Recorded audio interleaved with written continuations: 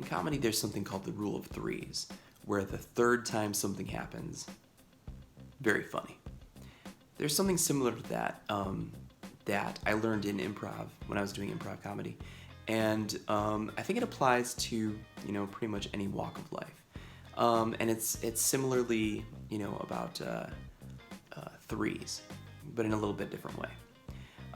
When you are in an improv scene and someone says something to you, your first reaction is going to be the very low-hanging fruit, the most obvious, the thing, as you think about the audience watching the improv show. The reason they like that is because you're up there doing something that they don't feel like they can do. And if you automatically go to that first thing that's on everybody's mind, it's like, well, I could have done that.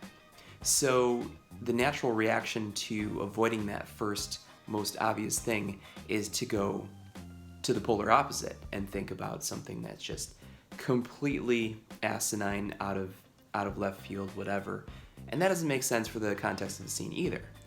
So your third option, the third thing that comes to your mind in that situation, is usually going to be a good medium in between the first most obvious and then the second most ridiculous.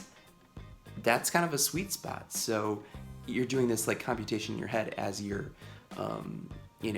going through a scene, and this is even in conversations with people and in meetings, or when you're talking to the lady at the Wendy's drive-through, keeping it fresh, keeping it real.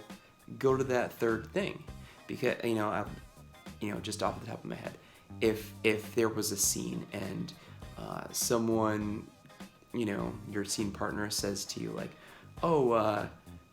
gosh, I haven't done improv in a long time.